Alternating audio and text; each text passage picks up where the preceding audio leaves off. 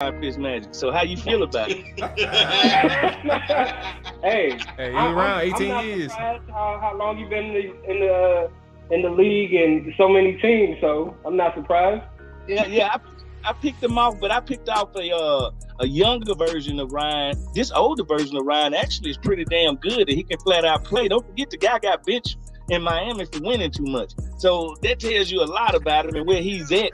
And he's in the top, hey, believe this or not, he's in the top 5, top 6 in QBR and completions in the last 3 years of his career. He's got better. It's like Ryan, he's getting better. But I got something that I feel, as much as I know Ryan is going to help us win and he's going to be that guy, you know, sometimes in football, it's all about the story. I feel a Kurt Warner type story happening with Tyler Heineke. I just feel if Ryan Fitzmagic missed just 1 or 2 games, he'll never get his job back again. I feel that Tyler Heineke would get in there and really become Kurt Warner of the Washington football team. Yes, the guy that comes out of nowhere that was bagging groceries that turns into a Hall of Famer. I gotta feel it. How does that OG title make you feel to know that you had made an imprint into this fan base and things like that? Oh, that's what it make you feel. Oh, you know, you used to look at the guys like B. Mitch and Doc Walker, you know, you Sonny Jurgensen's, and you like, man, they played and they was a part of historic teams, and all of a sudden, you know, we didn't have any history. I think we brought a different energy to the city, and you know, just having the luxury of playing with Sean T and playing with Santana, myself, Marcus, Chris Samuel. I think the guys, you know, Smoke, those guys that was in that community meant so much. You know, even the unsung heroes, the Mike Sellers, the Rock Cartwrights, the Kerry Campbells, you know, the list goes on. The people that was just embedded in the community and that meant well or did well. And then you have those guys that didn't do shit there that the community can't stand. So everybody came in, you know, the guys that during my term, you know, the LeVar Arringtons of the world that was everything community that participated, that was around. Yes. The change, you know, Sir. the change to Go ahead, turn this today thing down and, right quick. everything that had to go along with it. I think it was 05. Boom. I just, Here we go. How many people we got in here? 1, 2, 3, 4. All right. Here we go. The gang is here. The gang is here, man. Welcome back to another episode of the Trap or Die podcast, provided to you by 214 Media. I am your host, Mual, and we got Rod, Rick, and Nick in the building tonight. Checking in, fellas. How y'all doing? Y'all good? I mean, besides y'all being late, motherfuckers. I wasn't late. I was on time, bro. Shut up. What you talking about? Shut up. All right, bro. You a little hostile this evening. I don't know what happened, but You flaked on me at the gym, bro. Last second. I definitely did. Hey, right, that's 2 days in a row, bro. Nah, he pulled up. Ma, you drinking juice? Nah, he's talking about the game. I was supposed to go to that game. Am I drinking juice? Yesterday. Is that juice you drinking? Do you think I'm drinking juice, Rick? I know you don't drink juice, but it didn't look like liquor. Look, man, I'm not drinking this tequila straight, bro. You know what I'm saying? Chasing. I got mix that thing. You chasing, Mark? I was about to say, hold up. I don't chase. So I don't chase bourbon or whiskey. This is tequila. This joint different. So you bro. got a little exception tonight. Okay. Yeah. Anytime I got tequila, bro, I'm with the mixing, bro. You know what I'm saying? Okay. You know, put a little cranberry in that thing. I just discovered tequila and cranberry. I'm late, I know, because I drink my shit straight all the time. So I just found out about tequila and cranberry. That shit's amazing. Something's always on a choice. Bro. But yeah, man. As always, if you are listening, man, podcast, all that good stuff, make sure you do drop that subscription, all that good stuff, and give us a rating and review. That helps us out. But fellas, we do have some Rams talk coming in and some Patriots talk coming in. Sosa Kremenjas, he's going to be checking in from Pro Football Focus and the Locked On Rams podcast. He's going to talk some Rams with us, and then Ryan Spagnoli of SB Nation, he'll be talking some Patriots with us. We got to figure out what the hell going on with that boy Mac Jones, man. And then Bill Belichick. I feel like he got his swagger back, so we're gonna figure that thing out with Ryan in a second. But fellas, because of the schedule, we're gonna go ahead and start the show off on the back end. We're gonna do our little best bets of week 15. We already got our games laid out. Let's go ahead and share our screen, get this thing going right quick, and then we can turn to our boy Sosa and talk some Rams football. So let's go ahead and get the Beat the Odds segment out the way. Let me share the screen right quick. Hold on, here we go. Before we start, I want to say, Marv, thank you for sending your money on Sunday. I appreciate that. Oh, it sounded like somebody didn't do it. Yeah, I'm about to say, look, welcome to my world. You know what I'm saying? This is what I went through. It's back to back. I don't know what's going on. All right, so let's go ahead, man. Let's go ahead and get this thing out the way. Nick, I'm gonna start off with you. Obviously, the first game on the board is New England versus the Indianapolis Colts. Indianapolis Colts are 2.5 point favorites. Nick, I'm gonna go ahead and start this thing off with you, man. Who you got? Ride the wave or fade the trend. Wait, are the Colts coming off a bye week? Will that influence your decision? Yes. Or do you just want to be nosy? Okay, That's all right, let me take a look. They are indeed coming off a bye week. Give me the Colts. Give me the Colts. Frank Wright off a bye week. I'm going to go with the Colts. Okay, you got the Colts. All right, let me go ahead and put that thing in right quick. Andy minus 2.5. And as always, everybody, if you listen to this, we give you some good ideas or some good logic behind our picks. Give us our thanks and congratulatory, information. But obviously, if you lose money, don't blame us. It's your fault. You put the bet in. Right, where you at with this? Colts. Oh, you got the Control C, Control V. Okay. All right. Rick, where you at with this one? You got the Colts or you got the Patriots? Oh Lord, he added NA. That's what you got to give him. Rick, where you at? We about to go ahead and NA, bro. NA, bro. Yeah. He out. Yeah, he out. We're gonna figure this thing out later with Rick. We're gonna NA Rick for the moment. Unfortunately, we do got a clean sweep on the board. I had the Colts too. I thought one of y'all was gonna go Patriots, but yeah, I'm fading the trend. I don't think New England can't keep covering at this rate, bro. They've covered like the last 6 or 7 games, bro. And for Indy to come out 2.5 point favorites out of the bye week against a streaking hot New England Patriots team, I call it sketchy. It's very sketchy. Okay. All right. Okay. Game 2, excuse me. Kansas City is favored by 3 on the road against the Los Angeles Chargers. LA is 3-point home dogs. Fellas, where y'all at? I'm going to go ahead and start with you, Ryan. Who you got, Kansas City or the Los Angeles Chargers? Going Chargers. Oh! Mm-hmm. LAC the plus Herbinator. 3. The Herbinator. The Herbinator. Where you at with this one, nigga? Is this the Control C, Control V? Hell no. Give me my homeboy and the Chiefs, baby. Oh, shit. Okay, I like this. December for the record, football, too, by the way, as y'all can see, if y'all are watching, your boy went 0 for 3. I probably broke the record already for the most 0-3 starts, and somehow I still found myself tied for first before last week. So that was a miracle within itself, but just shows you how good I was if you followed my picks. You know what I'm saying? But shout out to Nick. He took the lead again. I'm about to go ahead and do Control C, Control V on the Chargers. I think the Chargers are going to cover this one. Let me see if Rick is back. Matter of fact, before I even continue. Is Rick back? Let's see. Rick, wait, hold on. Nope. Oh, it won't let me unmute it. All right, well, we're going to go ahead and put him as NA again. I don't know what the fuck going on with Rick. Hey, but nah, for real though, for everybody that's listening, we're gonna go ahead and we're gonna give Rick his time later to put his picks in. I don't know what's going on with his mic situation, so we ain't gonna do him dirty like that. But right now it's NA until we can get his picks and get his situation or his stuff situated. So the Sunday night game, Tampa Bay 10.5 point favorites against the New Orleans Saints. I'll go ahead and start with Nick with this one. Tampa Bay 10.5 point favorites. They've been covering. I think they covered like the last 4 games themselves too. So I'm gonna give you the floor. You gonna ride the wave or fade the trend, whatever the hell you talk about.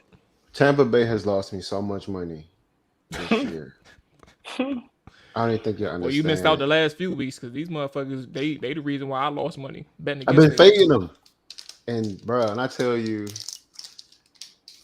okay, let me get the Bucks. Oh, so you had the Bills too? I sure had the Bills. I had the Colts, and both teams lost for a last-second touchdown.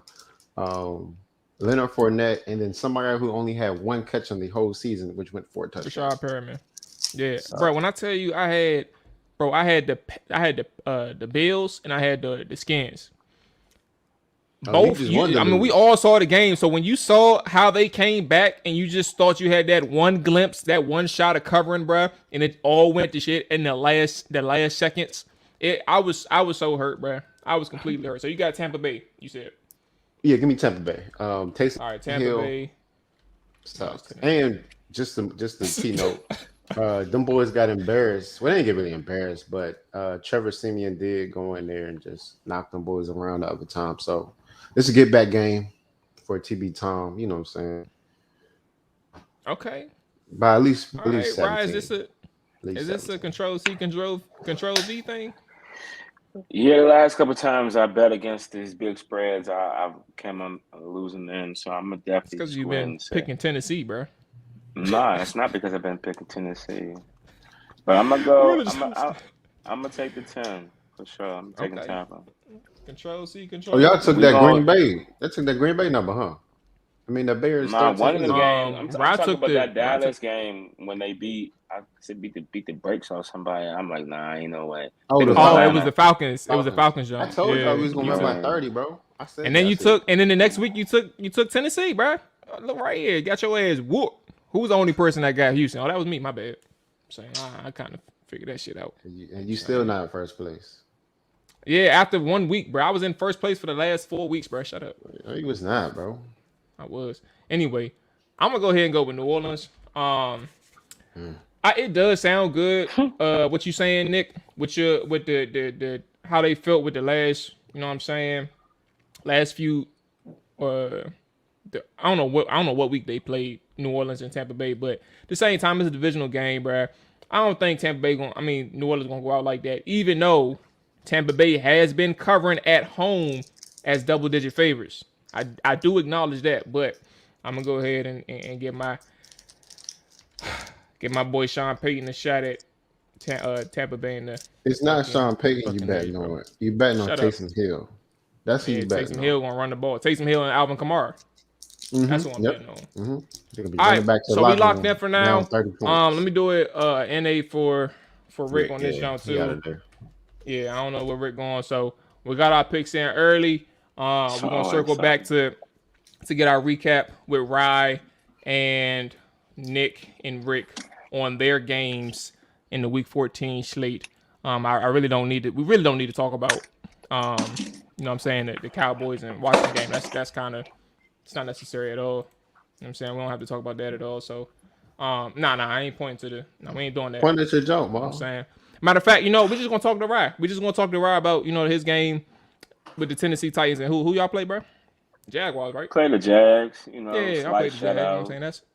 That's more important. I'm saying fuck the Dallas game, whoever they play. I mean, that game really wasn't that important. I mean, it was a good, nice little game back from the bye week. I'm happy we got a W.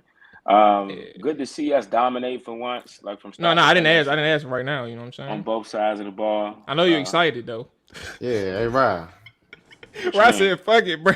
You forgot the whole docket today, bro. You gonna come back to that later, bro. Fuck it. Hey, so listen. As we said before, we got our good man Sosa Kremenjas checking in with the Trap or Die podcast. Sosa is a NFL fantasy analyst for Pro Football Focus, but also covers the Rams for the Locked On Podcast Networks, Locked On Rams. Sosa, welcome to the show, big dog. How you feeling today? I'm doing well. Thank you guys for having me. Yo, and you nailed my name. That's brownie points right there, because usually that doesn't happen. I'll say that. Well, listen, first and foremost, I do homework. That's the most important thing. But also, I was listening to your preview game with the Rams and the Cardinals, the cross interview or the cross show. So I had to get some insight with a bet. You know what I'm saying? I had to lock in and see what everybody was talking about. So you know what I'm saying? I know a little thing. I know a couple things.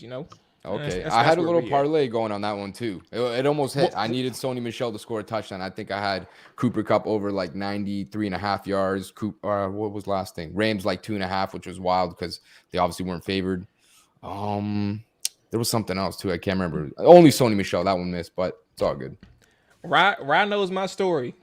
I was in so much pain. I had the Rams plus 2.5, and then because I got so conflicted with the injury news, I said I'm gonna take the under. Took the under at 51, and you saw the game, Sosa. So when you saw that 4th and 7 on the last drive for the Cardinals, and then you saw the 4th and 7, and then the 2 drop picks before they kicked that field goal to go down 30-23. I just knew I lost. I knew I lost it after that second drop pick. I was like, you know what, bruh? I hate the league. I hate the NFL. Yeah, I've lost a couple of bets like that too this year. It's rough, man, because you think you got it, and you do got it. You got it locked up. Like the game's over, right? Those 3 points. Well, I mean, I guess the game wasn't over. They got the onside kickback, but for all intents and purposes, the game was over. There was like nothing left to play for. But yeah, it's weird, man. It's weird how the books always know. It's like they always set like a prop at 56.5 yards, and I swear to God, the amount of times I've come up at like 55 yards, like half a yard short. I don't get it, dude. I do not get it. All right, but to prevent myself from going down a rabbit hole of content, I'm going to go ahead and move forward with this discussion and to hell with these bets. But Sosa, when we did our power rankings on the Trap or Die podcast, after the first 6 weeks of the season, all of us had LA in our top 5 in NFL. But we ended up doing another power ranking after week 12. None of us had the LA Rams in our top 5. The big win against Arizona on Monday does help reshape the Rams' outlook once again. But for you, what do you make of this Rams team heading into the final stretch of games, given their up and downs in the most, I would say, the last month or so? Yeah, so it's been weird, right? You look at, like you mentioned, first 8 weeks, they're 7-1. I think pretty much everyone, myself included, we're over here talking about like what ring size are these guys wearing? Like we're ready to go. You know, we're ready to call it a Super Bowl favorite, all this kind of stuff. But I think the thing that's weird is, and Sean McVay's been the head coach since 2017, right? So we have a good sample size now with what's gone down with him. So I don't know what it is. Every year, November, his offenses get stale. He just kind of does the same thing over and over again. And so he starts to get figured out. And I think this season with Matthew Stafford, it's a little bit different too. Like extrapolated even. It's a little bit worse too, just because Jared Goff in the past, like, let's just call it what it is. This guy was not as good at, at reading defenses, things like that. So Sean McVay would always put him under center and sort of hold his hand. That's like what everyone was saying, right? He'd hold his hand. Jared Goff wouldn't snap the ball until 15 seconds when that audio gets cut off, when you can't hear your coach no more in the headset. And he's relaying all the information to him. So the difference now, I think, with Stafford is like, got a little bit trigger happy. He's putting him in empty, 5 wide shotgun all game. And it's great when it works. But like I said, it's just getting repetitive, stale. And so I think that month of November, they just kind of had to step back and be like, all right, what can we do differently? What did we do differently earlier this season? And they started to go back to like that Sean McVay route where you're going to get under center, a lot of play action, a lot of heavy outside zone, fakes like that. And you see it, in that Cardinals game, they bring it over from that Jaguars game, which they obviously should have won. The Jags are probably the worst team in football, if not, bottom 3 team. Then they take it into Arizona where they had no business winning that game. Let's just call it what it is. I mean, you're missing, 5 or 6 starters due to COVID, all that weird stuff. You're missing a couple of guys due to injury. They were starting a practice squad corner. I mean, he was getting kind of torn up there, but a guy that was literally brought up from the practice squad the day of. So it's kind of weird what to make of this team. I think as long as they can keep mixing it up on offense, I think they'll be all right. I think the defense is starting to click right now. I think Raheem Morris, his first year as the D coordinator, obviously he's starting to get that chemistry down with his guys. And as long as they can stay healthy, as long as they can get these guys back from COVID, I don't know who's going to be good to play this week. They got Seattle. It's going to be a tough game, but I think they're right back in the picture. Like I wouldn't rule it out right now. I think they can win the NFC West. The Cardinals lose DeAndre Hopkins today for the rest of the regular season, so that's going to be hard to overcome. And I think they got a shot. Are they the favorite? I don't think so. I think Green Bay is probably still going to be hard to beat. Tampa, Tom's always kind of in it, but anything can happen in the playoffs, right? So I think they're a top 3 team probably in the NFC right now. You mentioned the COVID thing, and obviously, well, I'm a Skins fan, and Tuesday and Thursdays I do the Skin show for us, but for these guys, Nick and Rye, I don't think they know fully but we have 18 guys on the COVID list. I'm pretty sure we're up there.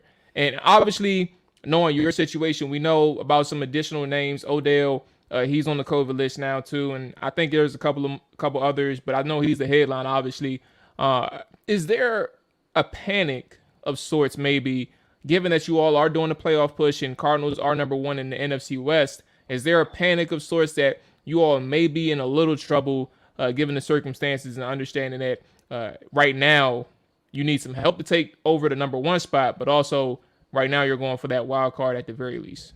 Yeah, I don't think there is just yet, right? But like, it really depends because, and I hate even talking about this stuff. I'm so over it. But like, all these guys they think are vaccinated. There's only one player on the team that's not vaccinated. So they got these weird rules that are different for guys that are vaccinated, guys that aren't, right? Guys that are, you need to pass 2 negative tests in a 24-hour period and you're good to go. So as long as they can do it by Saturday, a lot of these guys can play. So we don't really know what's going to happen. I don't know who's going to be available, who's not. You look at last week, they lose Tyler Higbee to a positive test, but then he tests negative twice the game or right after the game, or I think it was right before the game maybe, and he still can't play. You know what I mean? So he doesn't even have it, but he can't play. So it's a weird situation right now. Like, I don't know who's going to be available, who's not.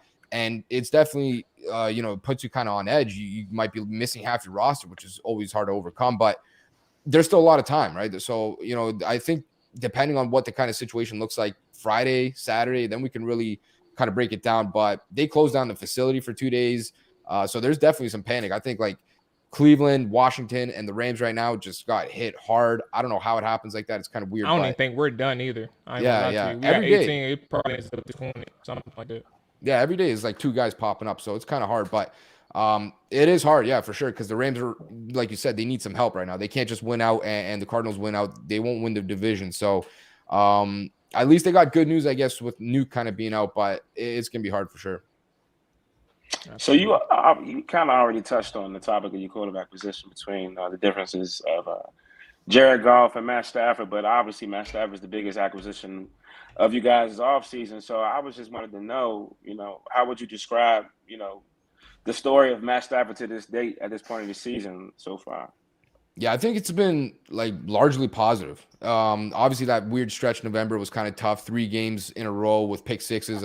I watched Jared Goff for 5 years. Jared Goff never even did that, and he's pretty bad. So it's kind of weird there. But I mean, all in all, this dude is pretty much everything they expected. Like, he's got a cannon of an arm. He's smart. He can diagnose defenses. He can read defenses. And it's just like little things that make the difference, I think, where you look back to even that Cardinals game, the Odell Beckham touchdown. They're in the red zone. I think it's like maybe on the 5-yard line, something like that. And I can't remember exactly, but I think it was like a 3-by-1 formation. He's got 3 guys to his right. Odell singled up on the left side. And he takes his halfback, he motions him out to the right side, kind of makes like a 4-by-1. And that takes the linebacker out of that direction. So now he's got Odell on a 2-way go, and it's man-to-man. He's got a rookie corner on him, I think, at that point. And it's like, as soon as he snaps the ball, he's looking that way. He knows what he wants. He knows where he's going, and he knows that he has it. He's literally just waiting there. And as soon as Odell makes the break, he throws the ball, like literally pitch and catch, easy score. So I think it's like a lot of little differences like that make such a big difference. Like Jared Goff, when he was hot, he was good. And that was a long time ago, though. That's the difference, right? 2018, Jared Goff, maybe MVP caliber, but 2019, 2020, Jared Goff, he was brutal. So, I think a lot of people are kind of just waited for their turn to kind of poke at Stafford, poke at the Rams in November, because I think a lot of people don't like how the Rams go about winning and like trying to win. They're all in, and kind of makes people, I think, a little bit salty. And so it's like when the Rams kind of hit that little spot there, it was like, oh, he's terrible. This guy can't win games. He's not a playoff quarterback, all these weird things. But I don't know. I don't believe in that kind of stuff. I think, like, at the end of the day, you got a team. We're going to see what he does in the playoffs. That's ultimately what it comes down to, right? They don't trade Matthew Stafford to go win in week 4. They got to go to the playoffs and go to the Super Bowl ultimately. But I think all in all, it's been really, really good. I think this guy's got to be in the MVP conversation. He's been pretty much everything you can expect. And I think he's been, if you want a number on it, maybe like an 8.5 out of 10, like really good. I know a particular individual. I know a particular individual in here who said Matt Stafford bet against him in prime time. You know what I'm saying? that's one person's thought. But I think lost my money. The thing he just told on himself. But I think there's one thing, Sosa, that for years, I would say it's 2021. I would say probably for the last 3 years, if my memory serves me correct, the Rams has had all this all in mentality and this methodology that They produce these rosters where they're trading for that top tier veteran and they're sacrificing their draft picks.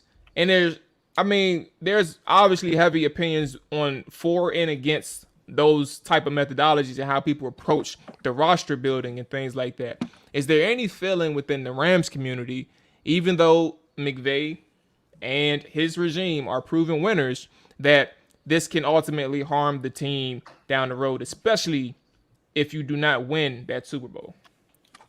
Yeah, I think there is like a little bit. It's got to be a little bit, but I think they just earn our trust, to the point where it's like they just do it differently. I don't know how they always find these guys on day 3 of the draft. And that's the thing that's different, right? It's not like you look at the Seahawks, right? They trade 2 first-round picks for Jamal Adams. I think they kind of felt the pressure. You look at all the teams in the NFC West, right? The NFC West is crazy. They're trading for everyone all the time. Everyone's kind of like trying to one-up each other. And so I think the Seahawks felt some pressure, and you see that desperation move, right? They trade 2 first-round picks for Jamal Adams.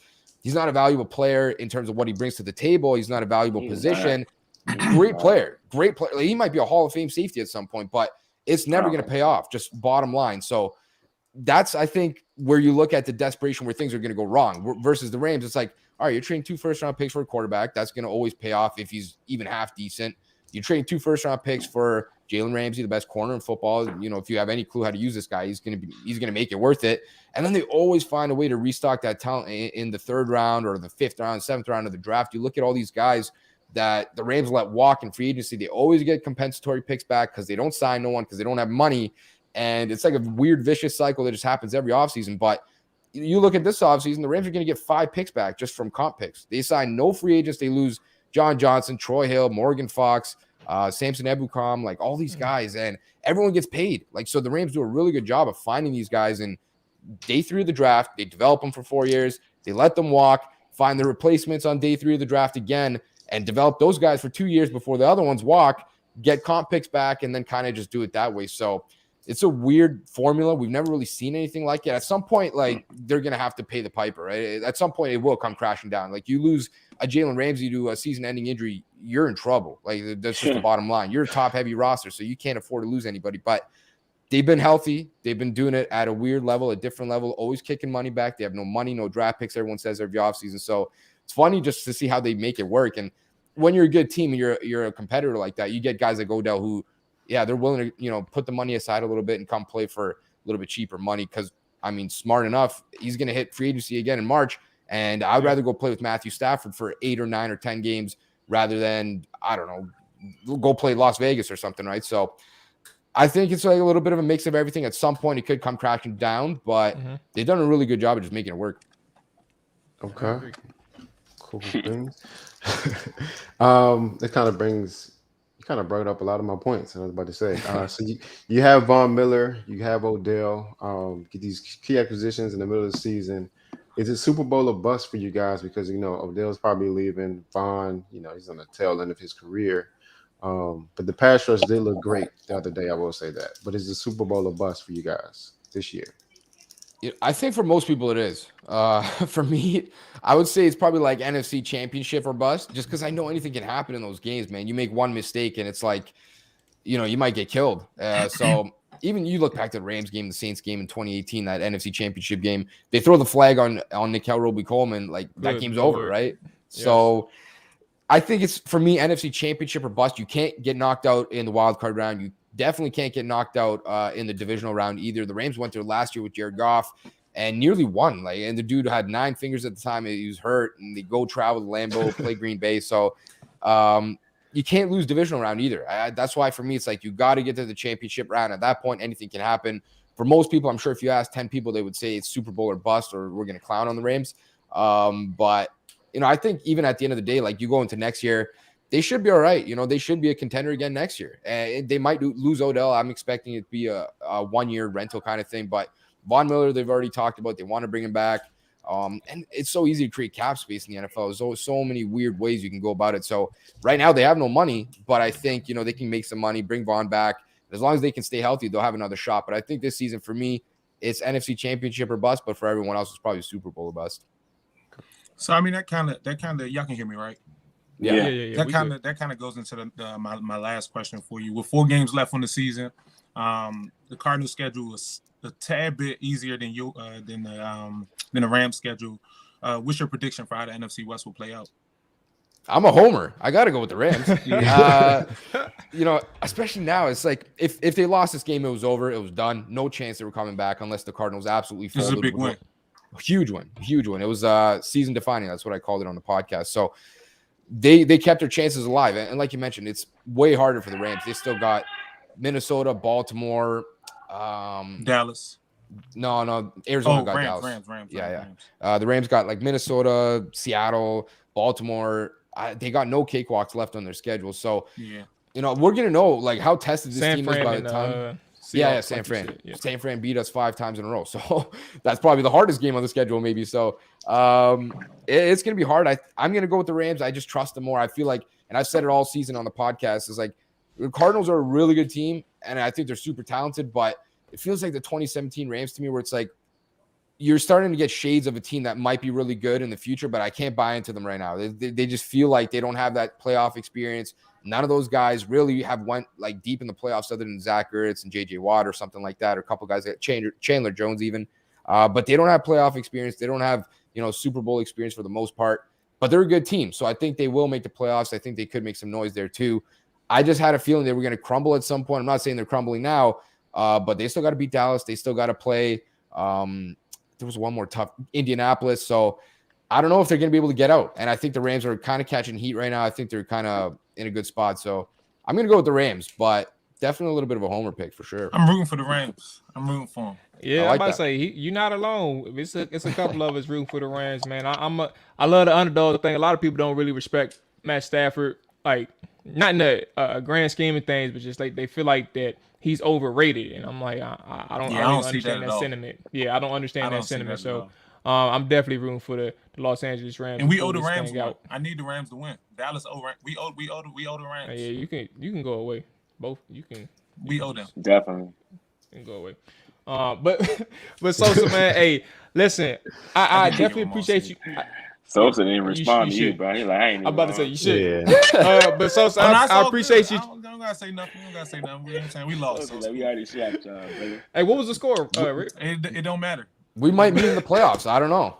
Right now, it looks like it don't matter. Sosa, you ain't gotta be I just need him to win. Yeah, I'm about to say Sosa trying to be humble. You can talk your shit on this podcast. I'm telling you. Let that man know it's not gonna happen. They're not getting the dub.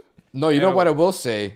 I think out of every team right now that the Rams might play in the first round, and they're not in the top 4 seed, and they might not get there, I think it might be Dallas, the one that they want, to be honest with you. Definitely don't want to go to Tampa. Definitely don't want to go to Green Bay. They might get the bye. Definitely, I want that game. I'm just saying. Bing bong. That'd be something. That'd be something. You guys are a little bit like this right now. I don't know.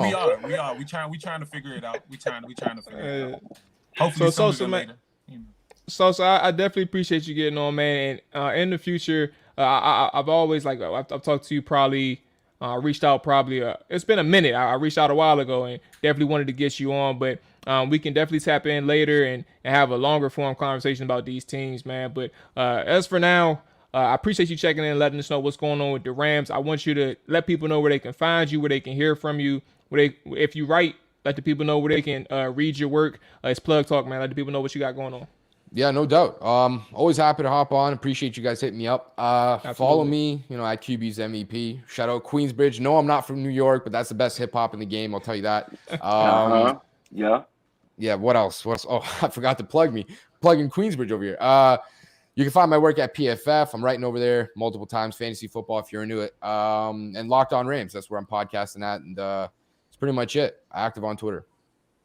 Absolutely, big dog. So make sure you all follow him. Make sure you all listen to him and get your insight from him. Because, again, if I played the Rams like I should have, it was definitely from the information that I got from Sosa and his podcast with the Locked On Cardinals crossover. So with that being said, Sosa, definitely appreciate you. You be safe, and I'm definitely tapping in with you again down the road, big dog. No doubt. Can't wait. Appreciate you, fellas. Already. Be safe, Mouse. All right. Where we get? And joining us now. Woo. That was a smooth transition. You know what I'm Definitely saying? was. I'm like, what I'm saying happened? we getting a little good over here. You know what I'm saying? Tonight on the show again, we got Ryan Spagnoli of SB Nation's Pat's Pulpit. Ryan covers the New England Patriots for that SB Nation's umbrella, or whatever you want to identify it as. But SB Nation's Pat Pulpit, and he's also the host of the Pat Nation's podcast. Ryan, we have 2 rounds on the show today, so we're gonna call My guy. I don't know how we're gonna identify this. You'd say me Spag. I go by Spag, so I will go that. Spags. There we go. Spags. We'll call him Spags, so we can keep our boy Rod names right. You know what I'm saying? But Ryan, Spags, appreciate you checking in, boss man. Tonight, how are you feeling today? I'm feeling good. Thanks for having me. Always a pleasure talking to you guys, so I appreciate it. Absolutely. So I guess I'll get things started, man. At point blank, my first question. We know where the Pats are right now. I think 9-4. Has Bill Belichick that he got his swag back, doesn't he? I feel like this year is a statement for the boys in New England. Yeah, he I don't think he lost his swagger, man. COVID year, he had no cap space, lost the greatest player to ever play the sport. A lot of turnover, right? Had a lot of opt-outs. I think looking back now, last year was, something that doesn't happen around here a lot, right? Winning 7 games, not making the playoffs. I think when you look at the difference between last year's roster and this year, it's a miracle they won 7 games, right? I have all the respect in the world for Cam Newton, the guy he is, the teammate, the career he's had. He's definitely a Hall of Famer, but I think his better days are behind him. I think we're seeing that too now in Carolina. Don't let Montel hear that, fellas. But yeah, so like I said, I just think given the circumstances for all the parties involved, he always had it. And then this year, slam dunk drafting, Mac Jones and Christian Barmore, J.C. Jackson looking like a top 5 corner in the league. And then obviously with all that cap space going out and improving, the tight end position with Jonnu Smith and Hunter Henry, bringing in Kendrick Bourne, who kind of one of those under the radar guys in San Francisco has really found a home here in New England. So I just think, they went into this offseason, with a clear plan, and I think they just knocked it out of the park. On mute, Rick, by the way. Yeah, Rick, you're on mute. Let me go ahead and unmute him. Hold on 1 second. Oh, never mind. There you go. You got it. Spag, do you think the season that the Patriots are having this year, by Belichick, additional time in New England at all? Or, did he always have control over when he wanted to step down or move on from New England? So are you saying is his career almost over? What did you mean? Sorry. So do you think the season that they're having this year, do you think he was kind of like on the hot seat because of what happened on that 1 year? I mean, I don't think so, but yeah. No, I think, like I said, I just think considering the circumstances, COVID, right? So you couldn't get guys in for physicals last year. Mm-hmm. They had literally no cap space. They could barely, retain guys. And then when players opted out right before camp, it was tough to free agents were slim pickings. I don't think he was on the hot. I think it was tough, right? If Brady didn't go out and win a Super Bowl, right. I don't even think we'd be having, that conversation would even come up. But when you look at the differences between teams, I mean, look who Godwin, Mike Evans, Antonio Brown, people forget how good AB is. That dude's a top receiver. He's a 3 on that team. He that's what I mean. And then you get Gronk and Lenny Fournette. That team is so good. And then defensively, right? So I just think the situations were so different. And obviously when those two had been together for so long, they're obviously going to compare it. But no, I don't think. And this year, I think after that kind of that debacle with Arizona, I don't think Cliff Kingsbury handled that very well Monday night with some questionable decisions. If Bill Belichick doesn't win Coach of the Year this year, man, what are we doing? You know what I mean? Yeah. Especially the start they had. He's earned it for sure. Yeah. So Spags,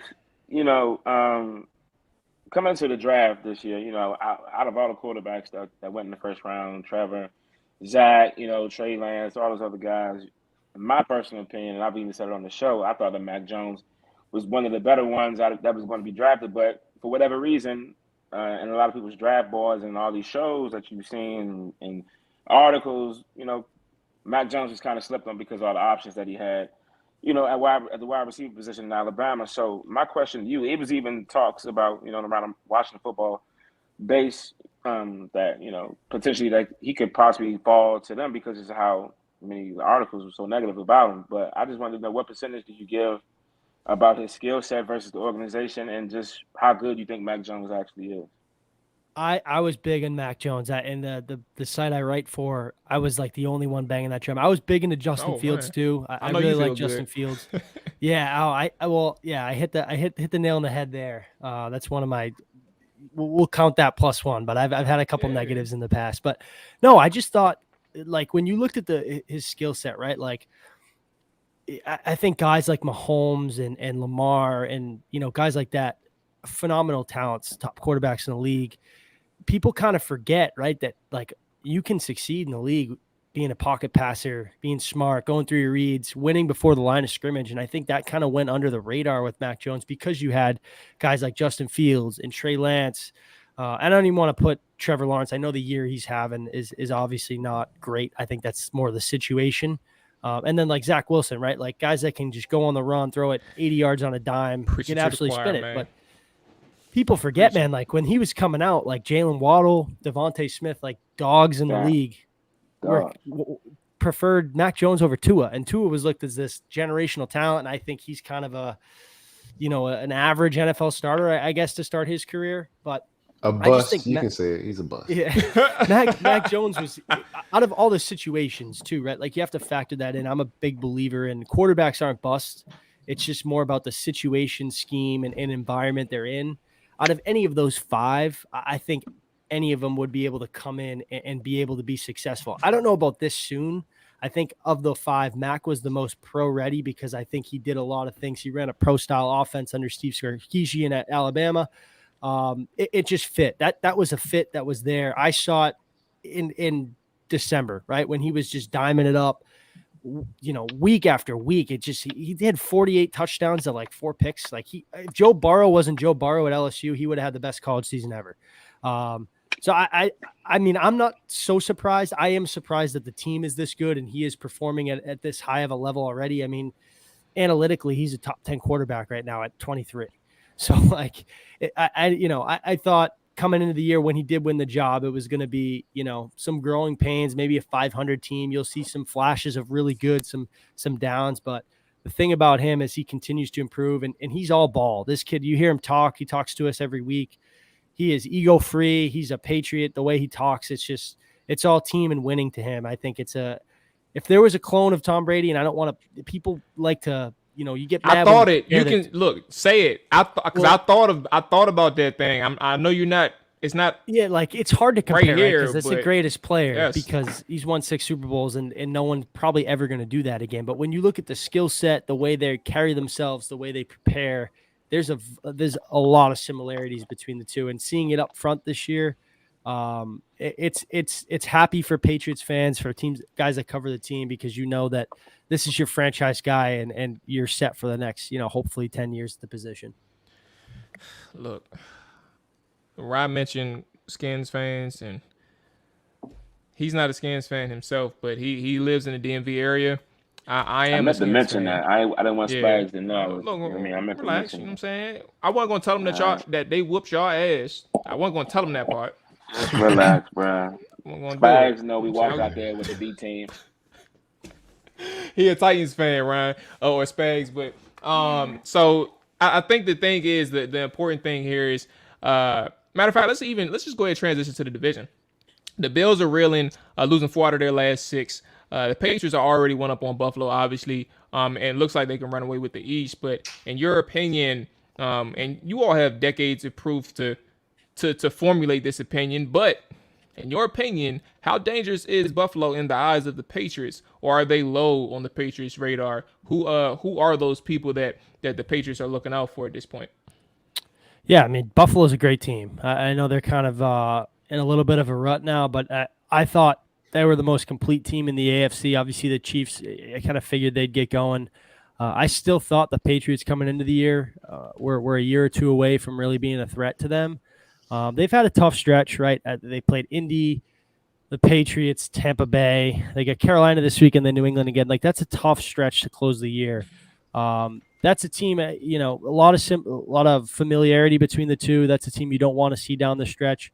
That's why that game 2 weeks ago, obviously the circumstances considering the weather weren't great. I think next week in Foxborough, you'll really get to see the two teams at their best, pending the weather. I don't think they're going to be playing in, 40-degree winds and punts going backwards and everything. If they do, bet the under. Bet it. Yeah, right. But I think next week will be a real test between the two and see how far away they are. But, I mean, that's a team like Indy who they got this week. Their record doesn't necessarily, show what type of team they are. Both teams are 7-6, but, I don't know about you guys, but I wouldn't be surprised if the Colts or the Bills made the AFC Championship game. That those are two really good teams. I know Rob would agree. Not the Titans, Colts, right? Yeah, we beat both of them. So.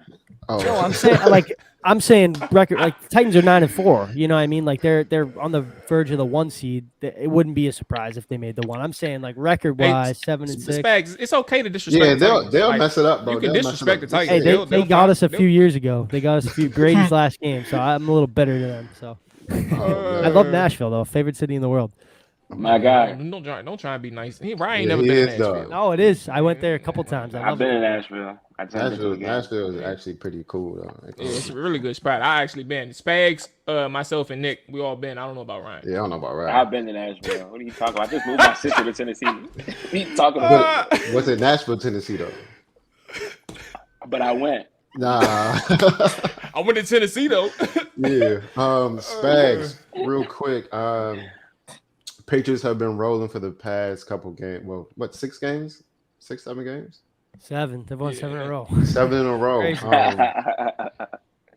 The last loss was to Dallas, right? You know who it was too. Yeah, I just want to put that in there. That's cool. That was a great game. Two Dallas fans in here. No, that was a great game. I thought that was they really turned it around after that. I was at that game. That was one of the more entertaining ones for a long time. Back and forth.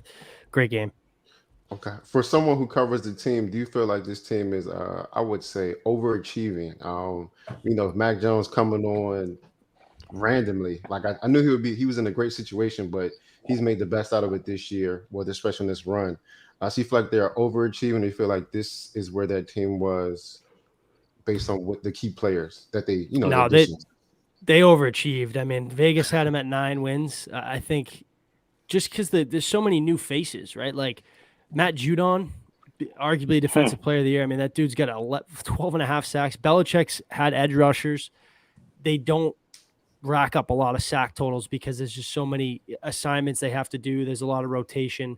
What that dude's doing in that defense is insane. Then you got Kendrick Bourne, Nelson Aguilar, a new quarterback, a new running back, right? Like so many new faces. And then throw them into the division with the Bills, who are the Super Bowl favorites coming out of the AFC. And in their schedule with like Tampa, Dallas, Indianapolis, Tennessee on there. I thought they'd be like a 9-win team, maybe push for the playoffs. I didn't have them making it at the beginning of the year, and I think a lot of guys didn't. Just because of the new faces. I thought they'd be a competitive team, a tough team to play against like they always are. But being number 1 seed approaching Christmas, no one saw this coming. Complete overachievers. Okay. And do you believe this team can overachieve their way to the Super Bowl? I do. I really do. I think there's some tough teams in the AFC, right? Like Tennessee will be tough out. Baltimore is always a tough out. Kansas City's still the top dog in the AFC. I don't care what their record is, and they've won 6 in a row. So it'll be a dogfight in the AFC, but I think the Patriots, the style of play, they can beat you in a lot of ways. I think Mac Jones will really be tested down the stretch. That them running all over the Bills like that and dominating at the line of scrimmage, I think, showed, okay, maybe we got to stop the run and see what Mac can do. So I think he'll be tested the next few weeks. But if there's one coach that can get to the Super Bowl with a rookie quarterback, it's never been done. I think it can be Bill Belichick. I'm not saying they're favorites to get there, but they are the number 1 seed right now. And I think, if they can continue to improve each week coming off the bye here, sky's the limit for them. Well, I got one thing. You did mention you mentioned the Colts. How I think the Chiefs are surging. Just point blank, the Chiefs are surging. Yeah. They were one of the teams that were inconsistent early on, and a lot of people was trying to figure out what the hell was going on with that offense, especially given that the defense was so terrible, the offense couldn't even pick up the slack. Where are you all at in because eventually it does play out where you do find that common opponent. You mentioned the Titans. You said that eventually, you may end up, coming across the Colts in the playoffs. Who knows? But the Chiefs is usually like they're usually the ones who find those common opponents in the playoffs as well. And you all have met twice in the playoffs, I believe, with Pat Mahomes or Mahomes, yeah. So once. in the AFC oh, so Championship. it's just the one time, and obviously y'all made it to the Super Bowl that year. But just where are you all at in terms of playoff opponents and understanding who it is that you may or may not want to see in that postseason? Who is the biggest threat in that postseason spot? I think it's Kansas City, right? Because they've been to back-to-back Super Bowls, 3 straight AFC Championship games. You know what they can do offensively, and I think the biggest thing for the Chiefs right now is over the years their biggest weakness has been their defense and getting after the quarterback. And I think a lot of this 6-game win streak they're on, a lot of it has to do with their defense, right? I mean, you saw what they did to the Raiders right off the bat, forcing fumbles. They did to the Cowboys, ain't that right, Nick and Rick? Yeah, the Cowboys. In terms of like scoring defense, I think it's the Cowboys, Patriots, and Chiefs top 3. But yeah, I think it's the Chiefs. Being from New England, Baltimore, Harbaugh always gives the Patriots a tough game. They've come into Foxborough before, beat us, given us tough games in the AFC Championship game. So those 2 teams at the top of my list. And then if Rise Titans get Derrick Henry back, I'm a little bit nervous. So, my God, Don't mess it up. Trust me. All right, you good, Rick? I know you guys. Rick, can you hear us? Rick can't hear us, so I'm gonna go ahead. You can't hear us. I'll answer my question. All right, go ahead.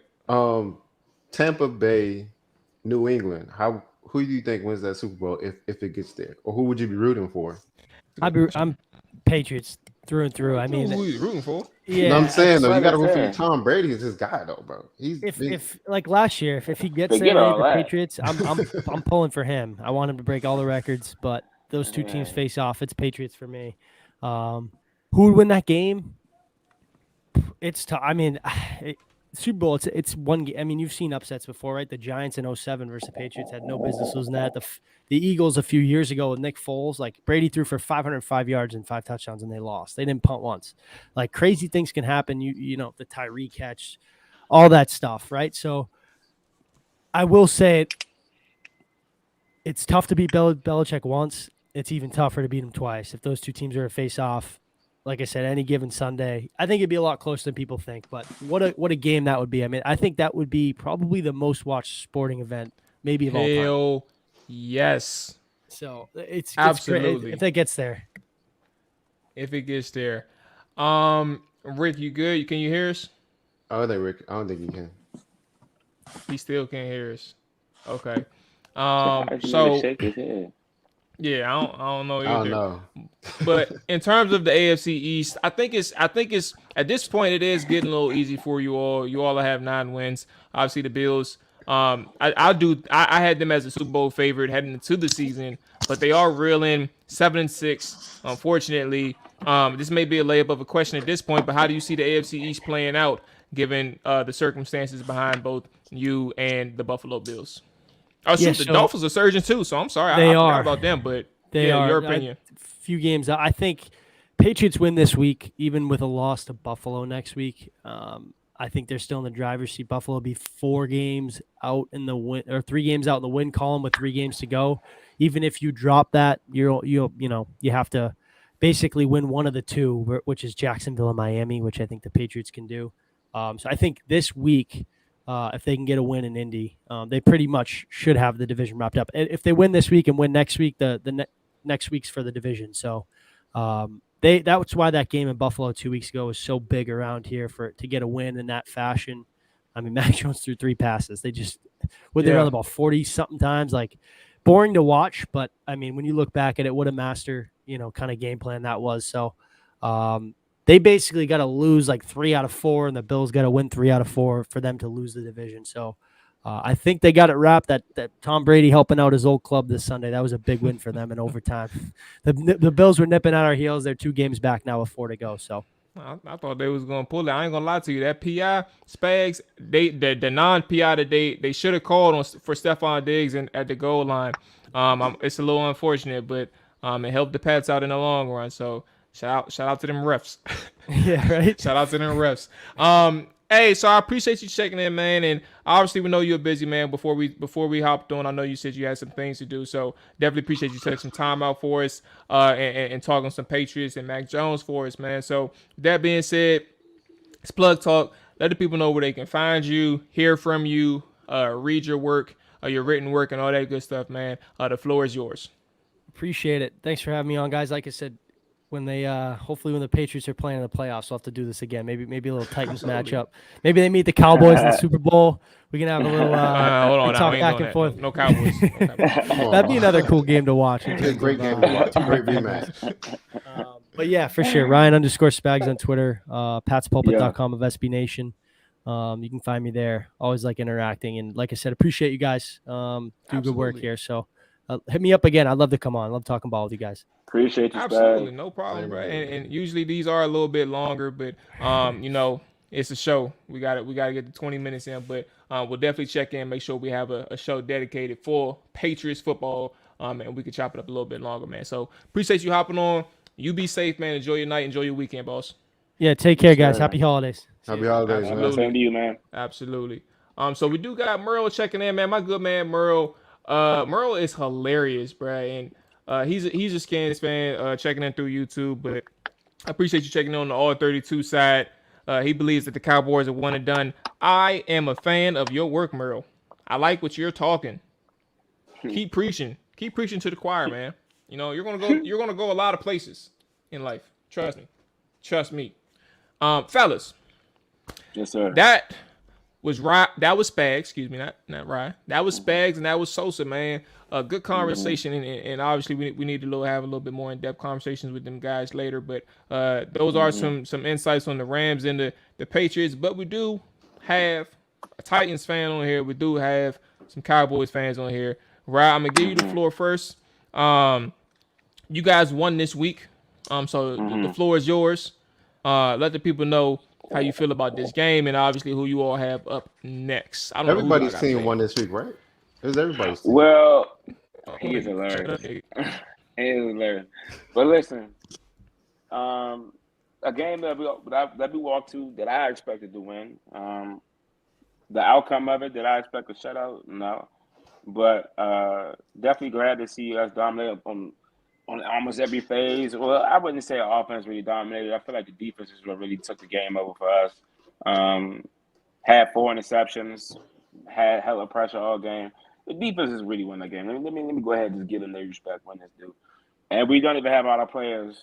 You know what I'm saying? We getting Bud back this week. Zach Cunningham playing this week. Golden Tate playing this week.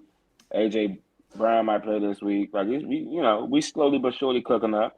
Got Pittsburgh coming up in Pittsburgh. I can't wait for that game because we owe them. So looking forward to this Sunday, and it should be an entertaining one. You know what I'm saying? It's always entertaining. We got former AFC. Well, y'all owe Pittsburgh. Y'all lost them last week. Last year. My bad. Yeah. They came to our place and beat it. What was the score in that game? 24, 21, 27, 24, something like that. They beat us by 3. Okay. Mr. Field goal retired in the beginning. I remember that. Shout out to Merle. Merle said the Titans are underrated. You know what I'm saying? I'm sure. Yeah, Merle. He got a little thought on them boys. So how how you think that man might be back come San Fran come Monday night? Y'all know. No, you been saying that for 3 weeks, bro. Did he say the Titans is underrated? Yeah, he feel like the Titans are Merle underrated. said. Yeah, I'm about to say You disagree? Can't really listen to him. Can't really listen to him. So if they're not underrated, what's your opinion then? I don't think y'all underrated at all. Y'all a good team, bro. I think you're the only person out here to say that the Titans really don't get no credit for real. I know who the Titans are, healthy Titans. Do I think y'all overrated? Underrated? Absolutely not. So technically, go ahead. Oh, no, that was it. That was it for real. I just don't. I don't think y'all underrated. I think y'all are who everybody thinks y'all are. I think y'all are a very good team, bro. I don't think y'all underrated at all. If you are underrated, who you underrated by? It's the matter of the respect between the other AFC teams in the conference. That's what I'm talking about. They just don't get the real media coverage like everybody else. That's what I mean. It's all relative. So go ahead and explain before we move on to Dallas. I think this is a good point or a good moment for you to talk about the Jonathan Taylor comparison with Derrick Henry, like the coverage, the MVP thing or whatever. So I think this is a good point good time to bring it up. I just think it's kind of crazy. I mean, granted, I'm a Jonathan Taylor fan. I mean, even when he plays for the Colts, I am for sure. Okay. I am. I was a big fan of his when he played the West. He's just more of a Derrick Henry fan than he is a Jonathan Taylor fan. It's a lot more. It's not, the gap is not even close. So we see. But what I was mentioning, I was talking to Jamal and Eric about it one day. Nick, you really get a chance to hear my conversation, but. You know, he's having a really good season. I think he's like approaching 1,400. He probably, I don't know where he'll end the season. I don't know, give or take, he might end up with like 16, close to 1,700 yards. Cool. But all the conversation around him, he's getting a lot more media coverage around the talk of him being considered for an MVP candidate and serious consideration from what I've seen from my own two eyes. Now, the problem I had with it was that, and me and Mual and Eric talked in depth about it, was like, you know, there's one thing to be in the conversation because Derrick Henry was in the conversation, has been back-to-back leading rusher in the league, but has not got one single MVP vote in the last 2 years. Oh, Nick, when he ran for 2,000 yards. It doesn't. I know what Eric's going to say. Aaron Rodgers won MVP. Aaron Rodgers won MVP. That means nothing and to behind me. Behind him was Mahomes and Josh Allen. That means nothing. That means nothing if Jonathan Taylor comes away with any MVP votes this year after this season. We have to wait for that. That is a valid point that Rab brought up. But I mean, again, running backs don't really win that award. You know what I'm saying? But I feel Rab say he just wants the acknowledgement. He just wants the credit. Again, I don't think the Titans are underrated. I think the Titans are who we think they are. Right now, the Titans are just hurt. And a healthy Titans team is one of the best teams in the AFC, if not talent-wise.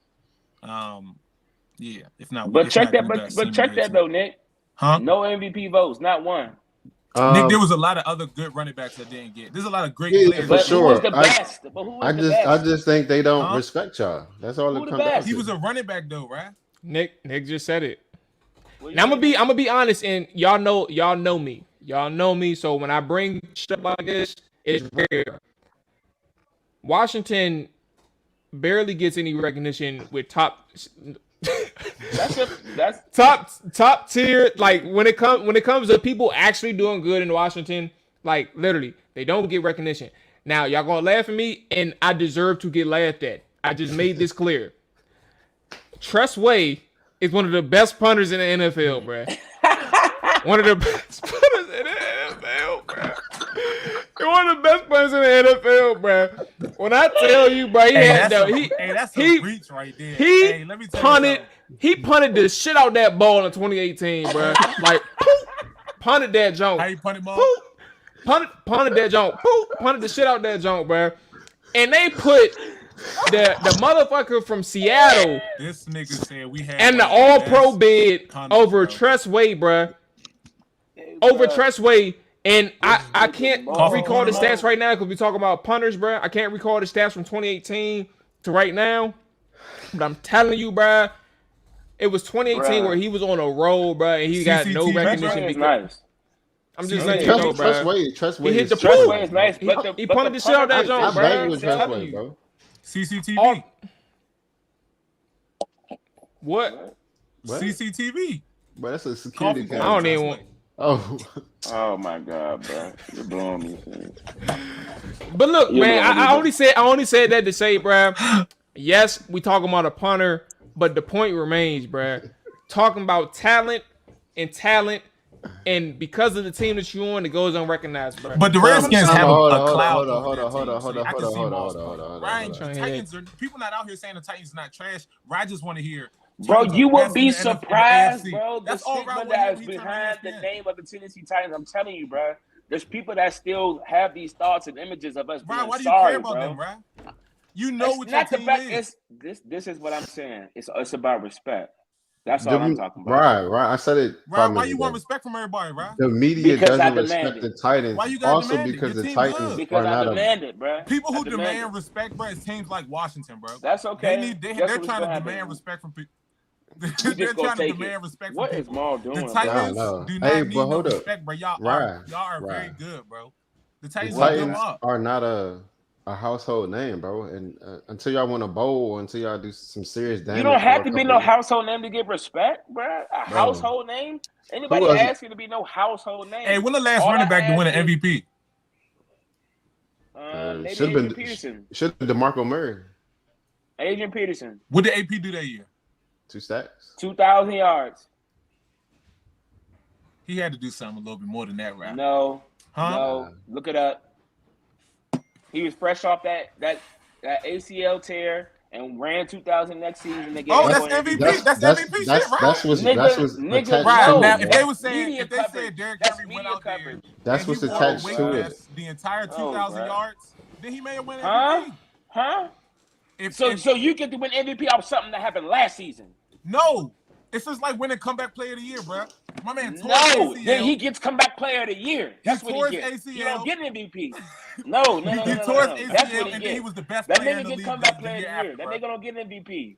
No. Ryan, what sounds better, Ryan? 2,000 yards or torn ACL 2,000 yards? What sounds better? Torn ACL 2,000 yards for sure.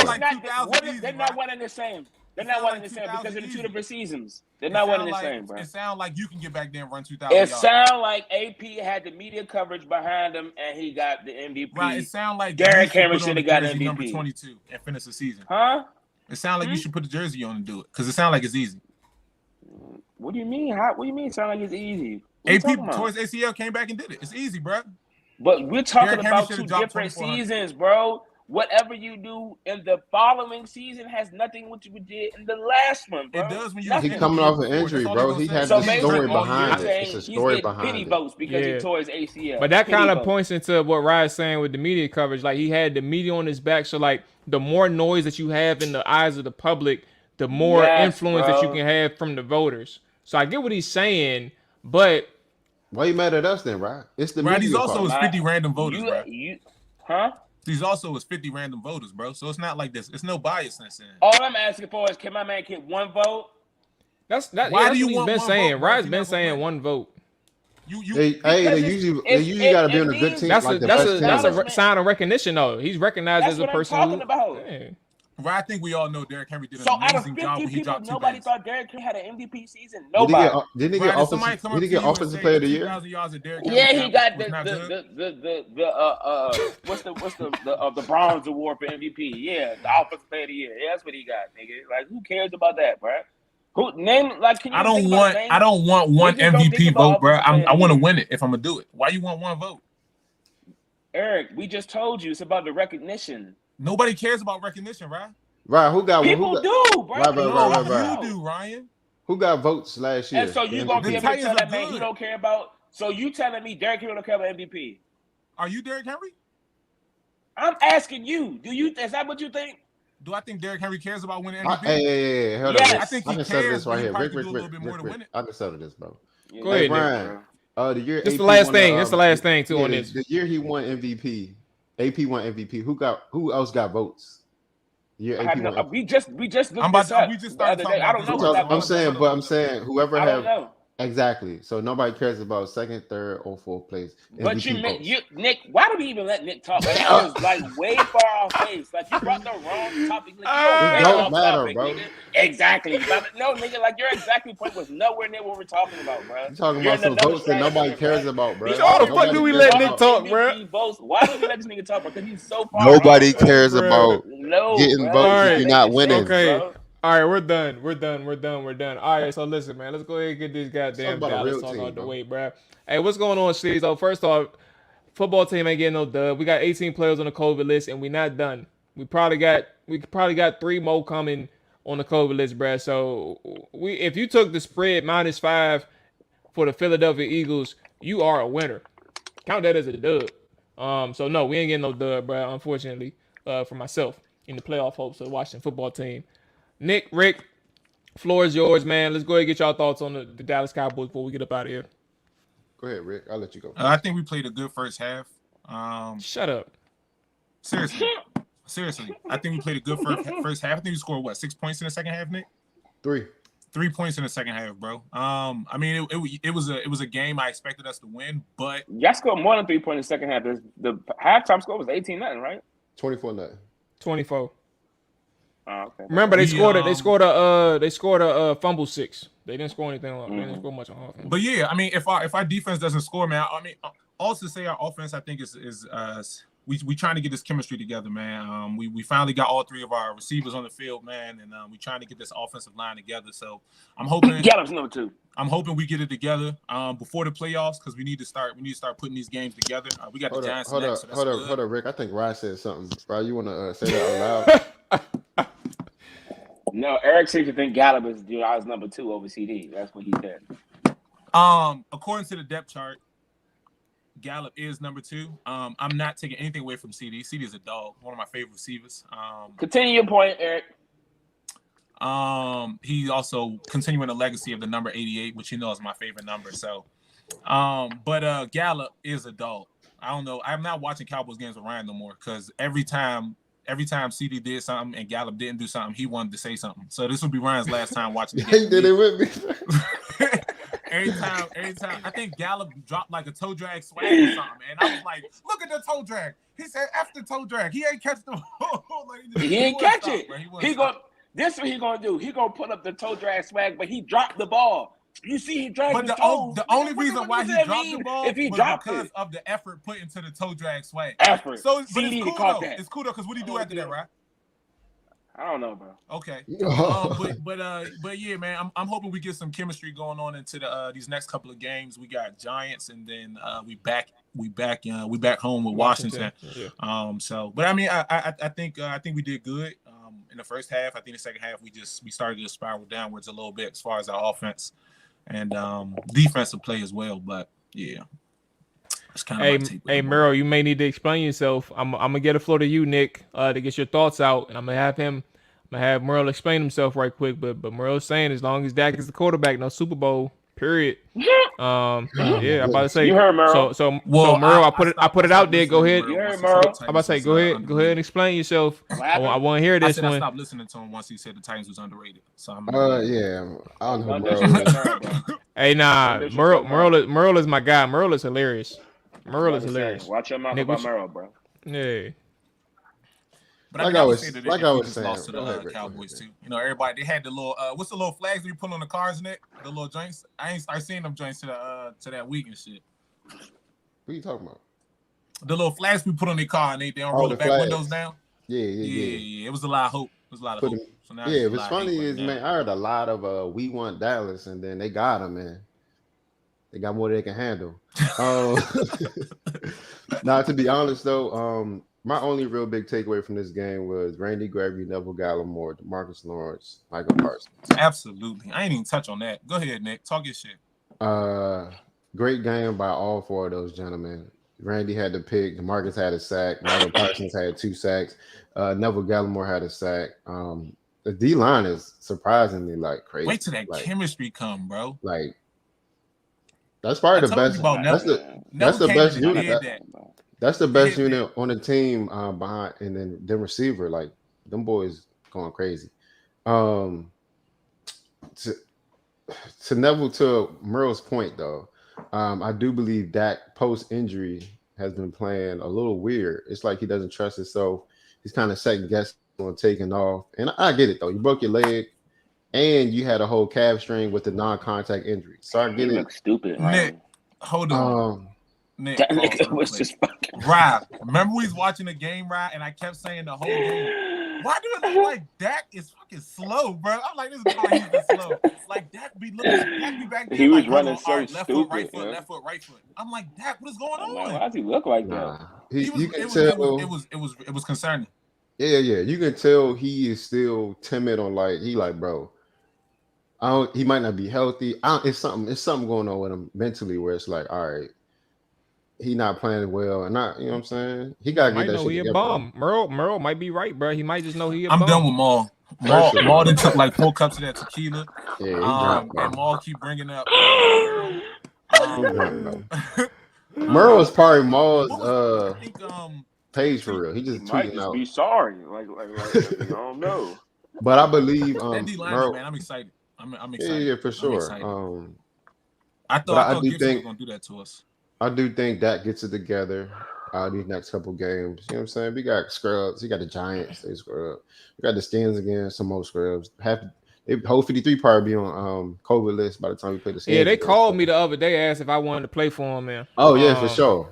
Now I told them I was going to take it up. They just got to give me a couple days to get the playbook together. So I'll probably end up playing against Dallas in Dallas. So that's probably gonna be my first. Hey, Marv, if they need any receivers, tell them you know somebody if they take referrals. Yeah, they know me. They know me. Yeah, let me know, man. I'm trying to play in that Cowboys Redskins game. Help now you can help my boys out. You can go ahead and sit on the sideline for sure. That can help sit on the sideline in the comfort of your home. You know what I'm saying? You ain't playing for the Skins. We don't need you sabotaging us. You know, we trying to make the playoffs, and they need me. Nah, man. What if Eric had 10 targets? He was butt naked and dropped early last year. They wouldn't even let him get. They wouldn't even let him get to his fourth drop. Hey, Mo, you know what's crazy? That probably you got a fake injury at that point. God damn, my oblique. My oblique. Let me down, bro. Bro, that is so wicked. That is so wicked. Oh, I can't breathe. They gonna mess around and take my helmet, yo.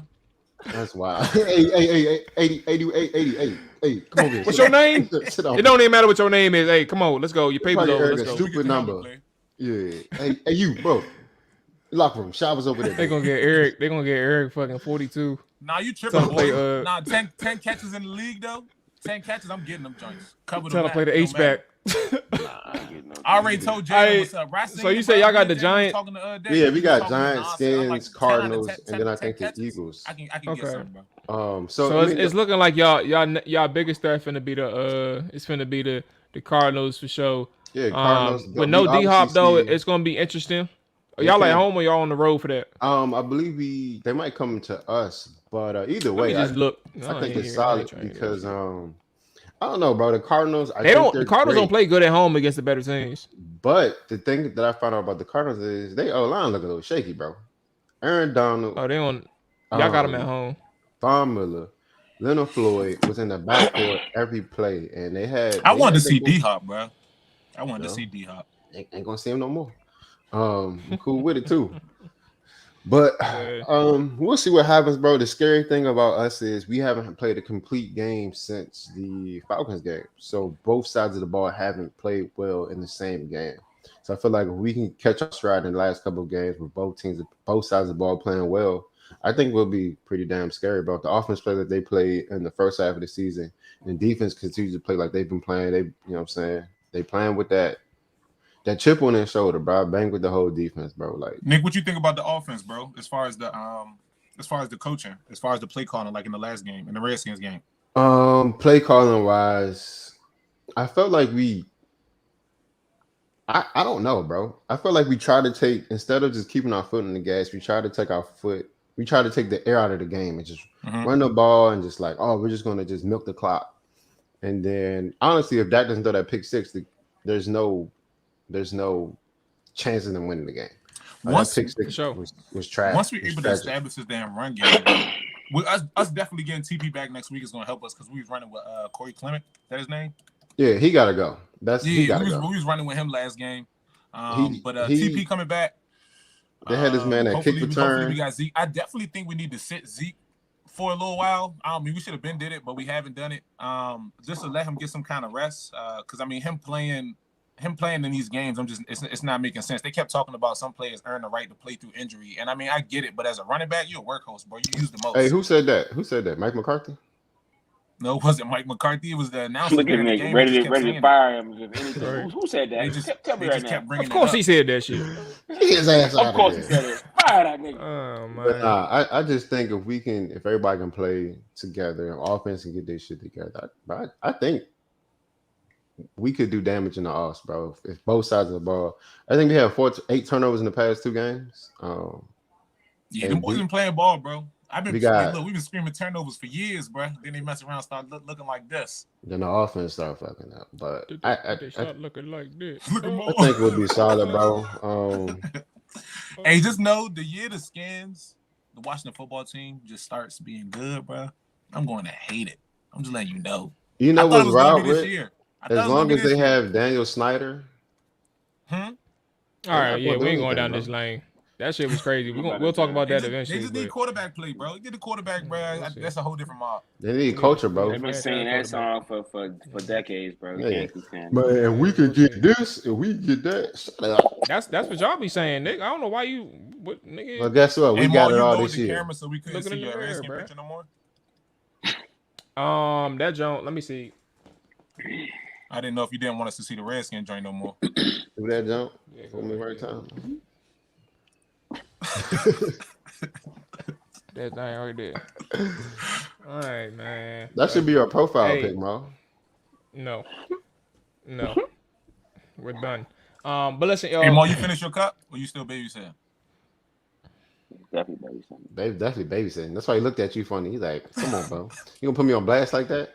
I'm just saying, Mo, you can't start this show. We've been on the show for an hour. You just finished that. It's ain't the same cup. Cup been. Mo put 2 cups. We're getting off this show. We're getting off. Hey, appreciate it. Hey, this was an excellent show, man. Appreciate Ryan, Spags checking in. Appreciate Sosa checking in, man. This was incredible.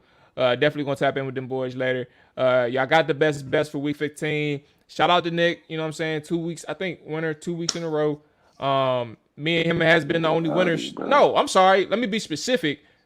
Rick went 3-0, but we'll sort this thing out with you, Rick, later. But in the group when we started this thing, it was just me, Nick, and Rod with the money pool. Oh no. I'm gonna just do percentages. That's cool. Yeah, Rick went 3-0. So shout out to Rick because he's the one who went undefeated. But you heard that, right? Yeah, I'm about to say so. So shout out to him. Rob, what did you go? His first undefeated. What did Rod go? I don't know if y'all seen it. Nigga, half the time we bet these games, I don't even remember what the games we bet until we get back on the show, nigga. I don't even remember. So clearly, everybody that's listening to the bets clearly do not think of anything that Rod says. Like just fade the other way. Because I don't remember which games I bet. No, that's not accurate. Don't lie to the people. Oh, I thought you were saying heading into the picks. You're saying afterward you don't remember. I don't remember the games that I picked. Okay, I got you. All right, disregard. That's what I'm saying. But I sent my picks to the chat too. I don't know if you've seen it. Nah, I did. baby. I'll update it, but Rick did send his picks in, so we'll figure that out down the road. I'll put him in the system tomorrow. All that good stuff. So with that being said, ladies and gentlemen, I'll be back tomorrow 7 p.m. Watching football Eagles preview. Man, we got a couple good guests scheduled for tomorrow, man. You don't want to miss it. That'll be exclusively on Twitch. So if you are watching on YouTube or Twitter, make sure you are following the Twitch channel. Link is in the bio. All that good stuff. So I'll be back tomorrow. The fellas on the All 32 back next Wednesday, man. Y'all be easy. Y'all be safe. Myrtle, appreciate the support, bro. I just saw your comment, man. Much love to you. So yeah, I'll tap in with y'all tomorrow. Y'all be safe. Y'all niggas have issues. Where is that brand at? Gang,